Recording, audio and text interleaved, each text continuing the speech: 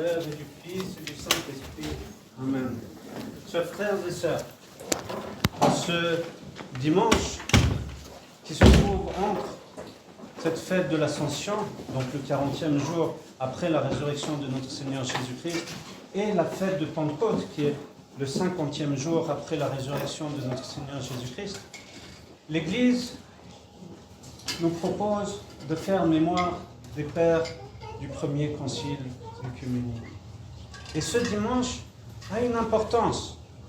Souvent, c'est passé de côté, mais il y a une importance dans toute notre foi, dans toute notre croyance.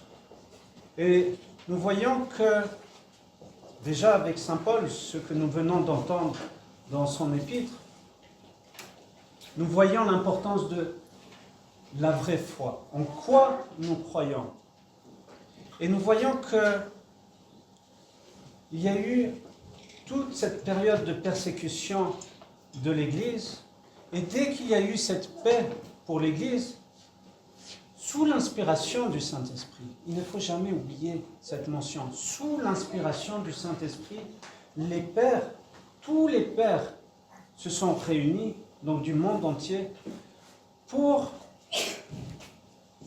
réfuter les mauvaises croyances. Et à cette époque-là, il y avait un certain Arius qui, avec ses disciples, ont montré que Jésus, en fait, n'était pas tout à fait Dieu.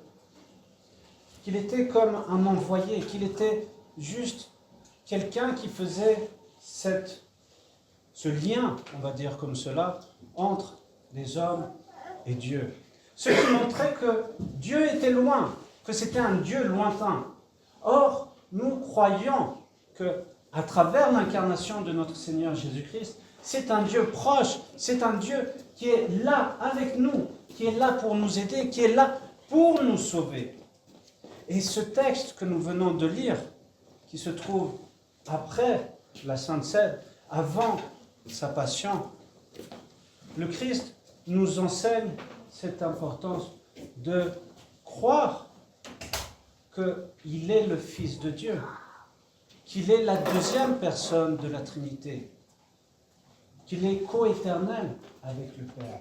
Et donc nous avons cette croyance de la Trinité, Dieu le Père, Dieu le Fils et Dieu le Saint-Esprit. Et c'est ce que les pères ont voulu nous transmettre. Et comme nous dit saint Paul, faites attention aux mauvaises croyances, aux mauvais enseignements, parce que cela nous détourne finalement de Dieu. Nous avons à prendre conscience que l'Église est là pour nous enseigner la vraie foi. Et c'est pour cela que le Christ nous dit, allez enseigner et baptiser au nom du Père et du Fils et du Saint-Esprit. Et il y a cette importance de en quoi nous croyons avant de recevoir le baptême.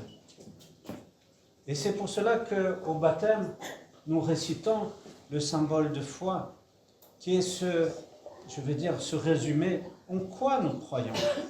Et que nous avons à garder cela. Tout va être fait justement pour nous détourner de la vraie foi. Et nous voyons que les saints ont été là pour préserver cette vraie foi, même au détriment de leur propre vie. Et à chaque fois que nous célébrons la liturgie, avant la consécration des saints dons, avant cette descente du Saint-Esprit sur les saints dons, nous disons aussi le symbole de foi, en quoi nous croyons, afin de nous approcher dignement des saints sacrements. À travers cela, nous comprenons que, avant de recevoir le Saint-Esprit lors de la fête de la Pentecôte, nous avons justement à témoigner de cette vraie foi. Et que ceci doit être ce qui nous oriente dans notre vie spirituelle, dans notre vie du quotidien. Et que chaque fois que nous disons nos prières personnelles, nous proclamons en quoi nous croyons. Et tout ceci pour dire que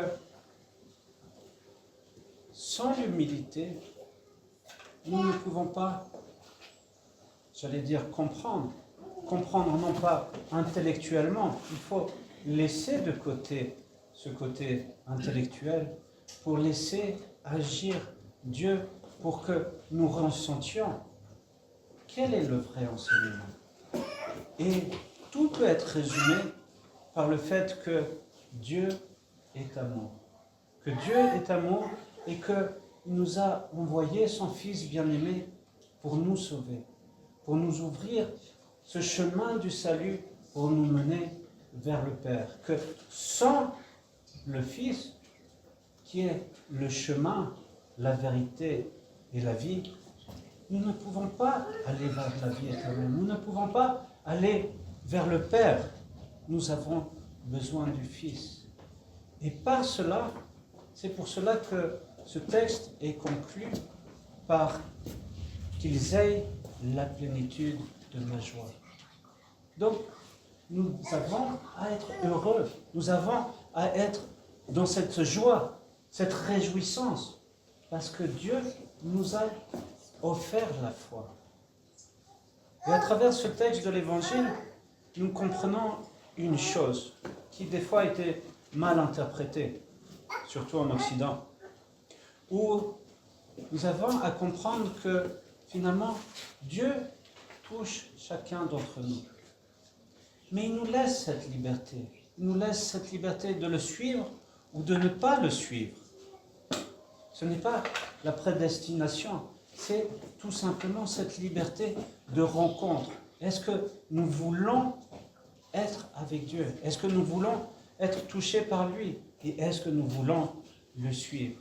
Et en acceptant cela, alors c'est la vraie réjouissance qui se dégage dans notre cœur, qui se dégage dans notre vie et que nous pouvons témoigner autour de nous avec l'inspiration du Saint-Esprit.